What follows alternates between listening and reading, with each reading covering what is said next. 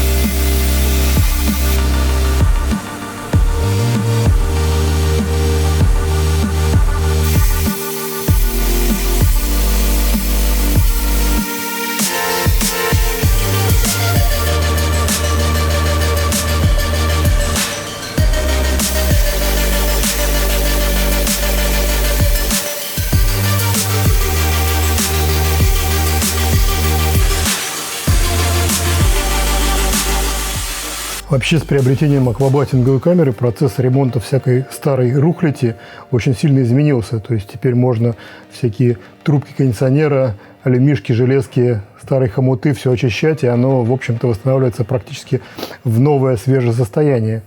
Об этой камере я снимал видео, переходите по ссылке в описании, там оно есть. И, кстати, скоро, я думаю, сниму еще одно видео об еще одной камере, более профессиональной, чем моя, более масштабной. Так что подписывайтесь на канал, скоро оно будет. Конечно, задачи реставрировать коробку передач у меня нет, но я почистил колокол целиком, и я думаю, что в дальнейшем ее собирать мастеру, да и мне с ней работать будет, конечно, намного приятней, чем с частично отмытой коробкой, как вот эта донорская. Здесь я отмыл только тот участок, который мне надо отсюда вырезать. Но прежде чем его отсюда вырезать, мне надо каким-то образом сделать кондуктор, чтобы зафиксировать положение этого стартера. В обоих колоколах есть одинаковые две точки крепления, ну, в общем-то, наверное, три, еще одна от кронштейна для подушки. То есть вот они в этом месте, вот два отверстия, и третье от подушки совпадают. Кронштейн подушки у меня тоже есть, надо тоже его помыть, а то его страшно прикручивать на чистой детали. В общем, вот так вот две точки совместят его здесь, перенесу их сюда.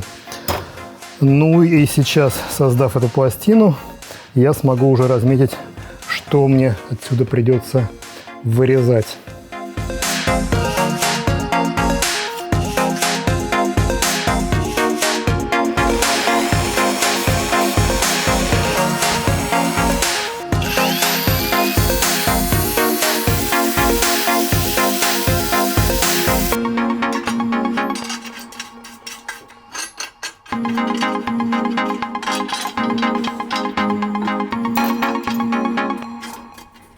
Пластину под кондуктор вырезали из стали. Это тоже какая-то деталь автоматической коробки передач.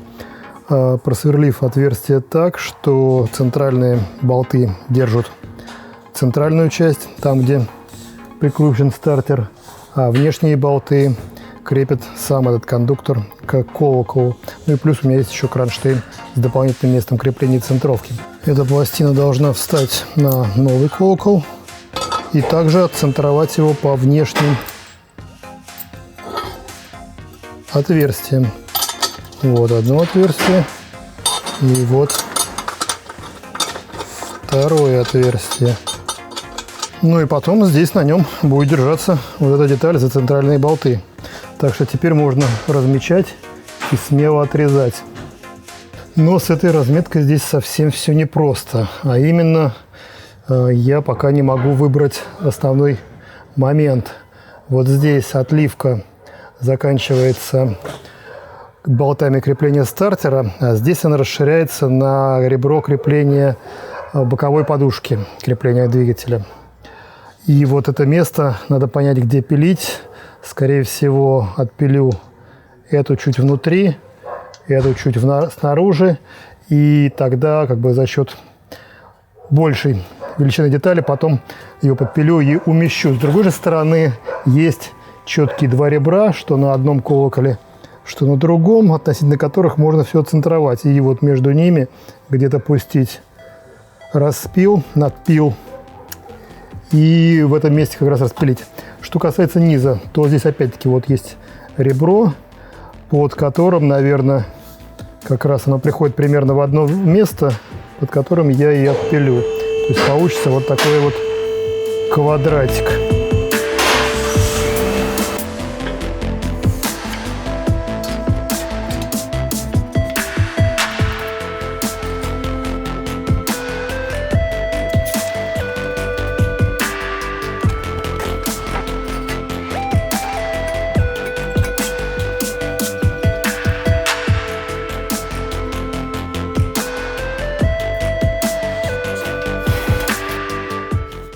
Я не знаю, какую из них начать пилить первую. В принципе, если я ошибусь на любой из них, то непоправимых, конечно, последствий не будет, но будет неприятно. Поэтому начну я, наверное, со старой.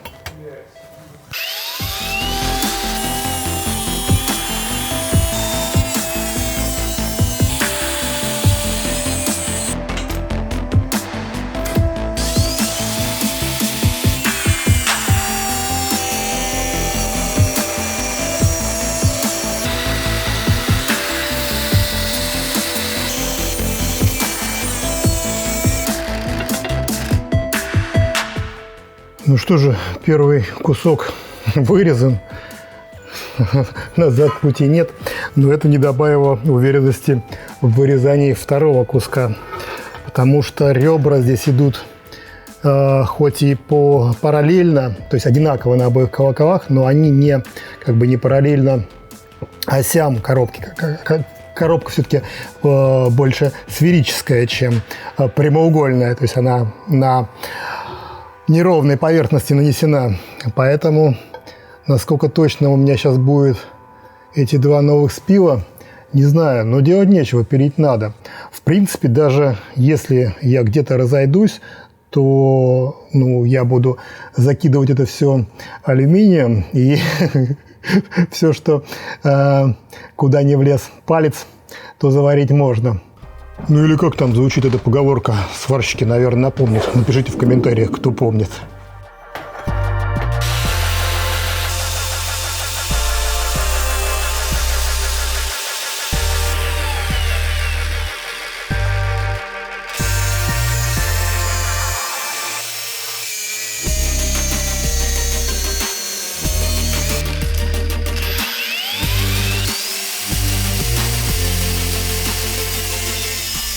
При резке всех этих алюминиевых деталей болгаркой возникает очень много алюминиевой пыли.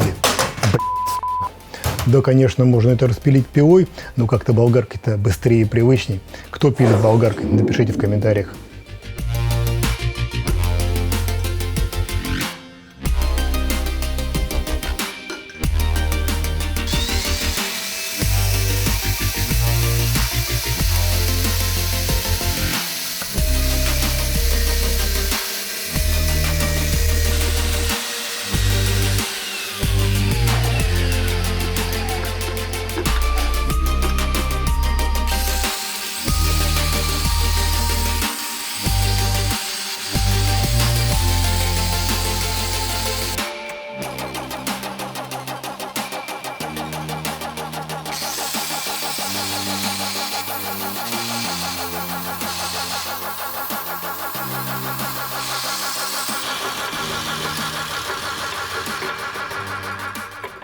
Не скажу, конечно, что я с первого раза вырезал прям все идеально точно, но если следовать инструкции и тщательно обработать напильником, то из любой детали можно сделать вертолет. Так у меня и вышло. В итоге мое вырезанное крепление стартера встает в новый колокол, ну прям буквально как здесь и было. Мне в любом случае сейчас придется еще делать фаску для того, чтобы накладывать сварочные швы по всей плоскости, а не проваривать его просто тупо током, на весь объем, так сказать, заполнить шов. Но в целом вот геометрия вроде совпала.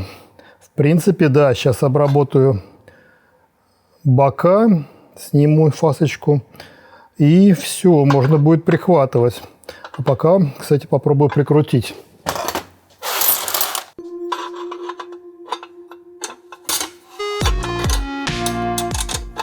Кстати, что интересно, в этой коробке другая резьба на болтах. То ли там перенарезанная, то ли здесь перенарезанная. Хотя здесь похоже на оригинальная. Шаг 1.25. Ну вот, все прикрутилось практически в штатные места. Так, и также можно поставить кронштейн для проверки уж всей геометрии. Так, не так, а наоборот. Ну, вот так вот. Ну вот в итоге прикручен на своем месте. Так, в принципе, если издалека посмотреть, то вообще как будто ее и не резали. Вот это ребро совпало, это ребро совпало. Здесь все более-менее похоже. Ну и изнутри, в принципе, все плоскости совпали. Так что могу смело прихватывать, а потом обваривать. Я думаю, что в итоге все получится. Не знаю, к этому времени сколько там написали комментариев по поводу моих пометок маркером, который плюс-минус километр, который не точный и все остальное. Но, честно говоря, я метил тем, что вижу. Ну, слепой я стал вообще. Но, как по-хорошему, мне все равно все это очищать, зачищать. И пометка маркером мне ни на что не влияет. Так что знаю я про ваши острые заточенные гвоздики, там, зубилки и все остальное, но не применяю. Просто обычный перманентный маркер.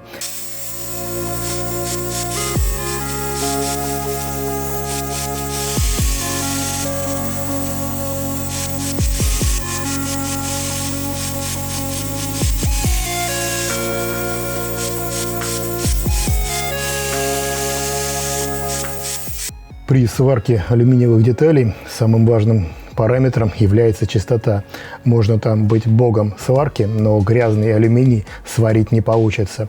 А вот даже новичок, я думаю, сварит чистый алюминий куда лучше старой грязной детали. Поэтому чем лучше обрабатывать детали перед сваркой, тем проще потом их сваривать. Я, в частности, зачищаю финально алюминиевые деталь под сварку скотч-брайтом. На мой взгляд, самый оптимальный вариант. Наждачка и наждачные круги, ежи, это все остается в металле, а скотч-брайт хорошо снимает верхний налет, деталь остается чистая. Потом, конечно, придется все это обезжирить, почистить, ну и тогда уже работать.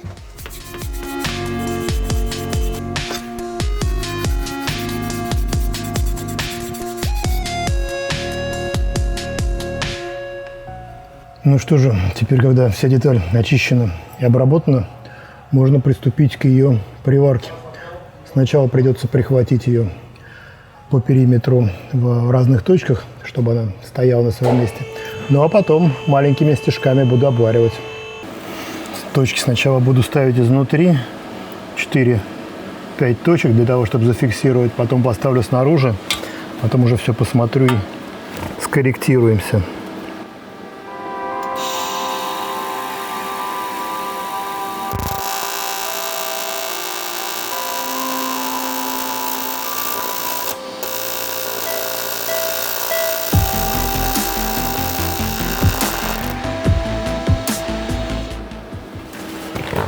как всегда, с первой точки вляпался. И вот она треснула.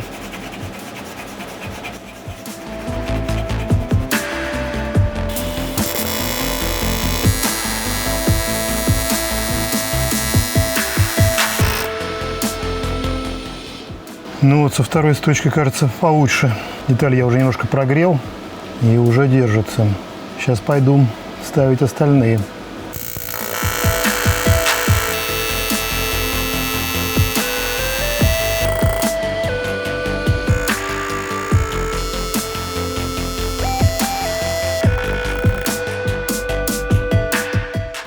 Ну, кстати, варить на камеру не так уж и легко. Каждый твой шаг фиксируется, а когда вроде как не видно, ты делаешь, что хочешь, и расслабленный. Так что все не так уж и просто.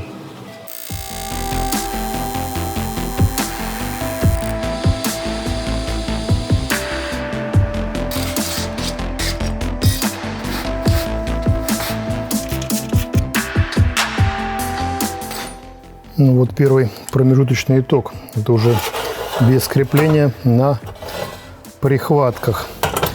Вот изнутри я заварил вот первая точка, которую я поставил, и она треснула.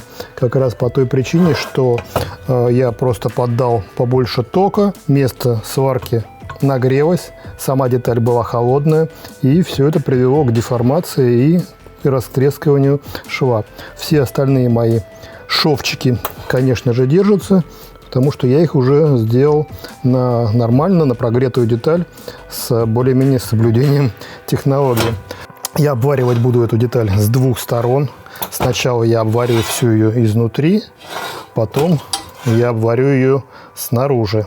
Ну, во-первых, это так будет крепче, во-вторых, в один раз я все равно не смогу заполнить всю толщину этого металла, потому что в некоторых местах, например, таких, где вот это крепление, он вообще получается там до сантиметра толщиной, а то и больше. В целом потом, после сварки, швы убирать я не буду, швы останутся. Это, во-первых, придаст надежности, никакая здесь декоративность не нужна, ни от кого скрывать место преступления не надо. Но, в принципе, можно при желании было бы их зашлифовать, и выглядела бы коробка, как будто бы не было никаких в нее вмешательств. В общем-то, теперь осталось финально все заварить. На видео это обычно происходит в течение нескольких секунд, ну, может быть, десятков секунд. Мало кто любит наблюдать за сварочным процессом. Но для меня это часок работы точно. Так что приступлю. Увидимся через несколько секунд.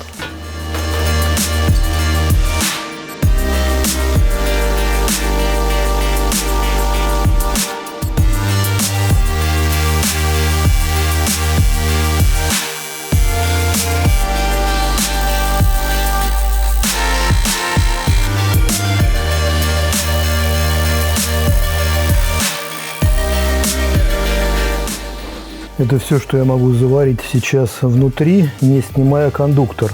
Шов я накладывал максимально широкий, для того, чтобы максимально перемешать металл конструкции с металлом присадки. Но теперь вот эти верхние части мне заварить можно будет только тогда, когда будет все обварено и снят кондуктор, потому что подлезть под него я не могу.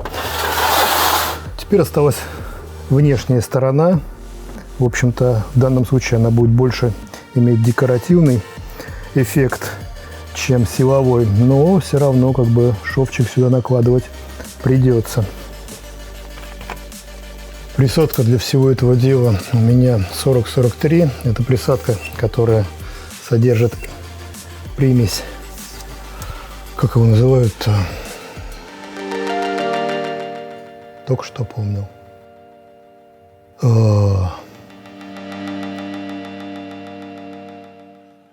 Вспомнил. Кремний. Да, она содержит кремний, потому что в составе всех литых алюминиевых деталей тоже кремний. И если варить обычной присадкой, то шов будет остывать быстрее, чем вся конструкция, и будет появляться трещины. Поэтому 40-43, 40-47, наверное, даже было бы получше, но ее в магазинах уже давным-давно не найти.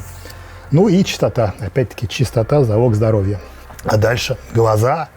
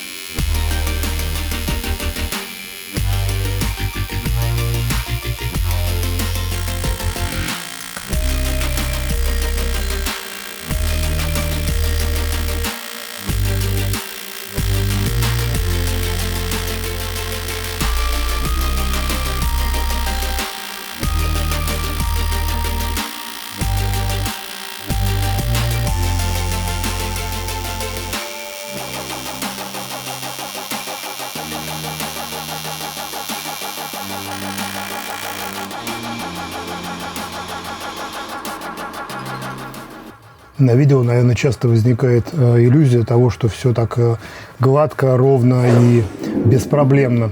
Но по факту не так, учитывая, что алюминий, хоть алюминий был и хорошо очищен, аквабасин, конечно, влияет на это очень хорошо, все было чисто и водить было удобно, но пористая структура вообще вот этого литого алюминия, она всегда способствует того, что где-то что-то закипает, где-то что-то это, ну и, в общем-то, от элементарной тычка, да, в сварку еще никто не уберегся. Процесс прошел довольно-таки безболезненно. Шов изнутри есть. Шов снаружи тоже есть. Но не обошлось и без нюансов. Вот это место, где стоит ребро, я неудачно, точнее не подумал, когда резал. Надо было надпилить еще побольше ребро, оставить место, где бы я прошел горелкой. Но я этого не сделал, соответственно, вляпался.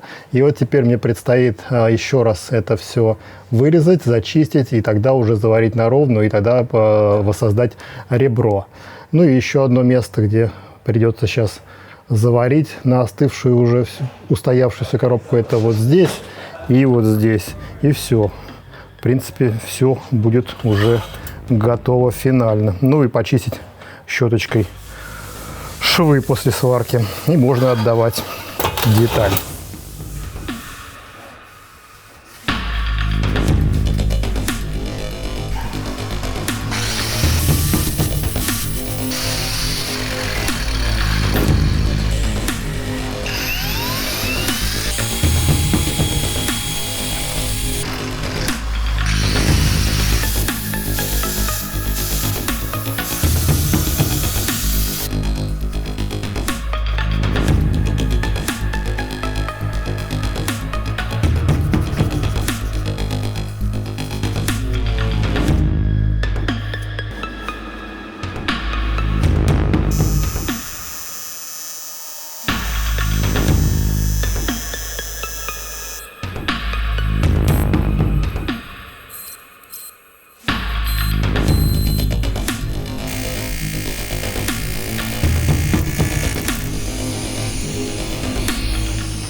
В итоге после обработки аквабластингом шва все получилось даже очень симпатично.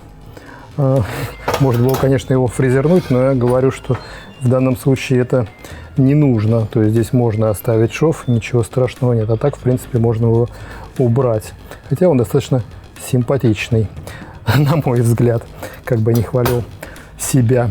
Вся эта работа показана здесь в рамках моего блога, то есть я показываю то, что делаю, как я делаю. Ни в коем случае это никакое не обучение, не пытаюсь кому-то чему-то научить или показать, как надо делать или как не надо делать. Для этого есть отдельные каналы, у которых обычно есть приставка «ТИК» или в названии «сварка». Я надеюсь, что моя сегодняшняя работа была кому-то полезна. Кто-то посмотрит на мои ошибки или мои решения и, соответственно, сделает выводы. Сколько можно сверлить-то? Кто-то посмотрит на мои ошибки или на мои решения и сделает для себя выводы, а профессиональные сварщики с дивана идут лесом.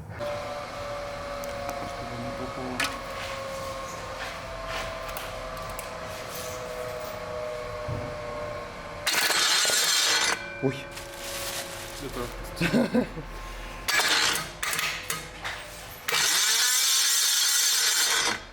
А на этом-то все. Подписывайтесь на канал. Не забывайте, что у меня есть канал NeoFAQ, на котором я размещаю видео-ответы на самые понравившиеся мне или популярные под видео комментарии. Так что пишите комментарии под видео, выбирайте из него тот, на который хотите видеоответ, и я на него его сделаю. А так, на сегодня это все. Подписывайтесь на канал, ставьте лайки, дизлайки. Всем удачи, всем пока.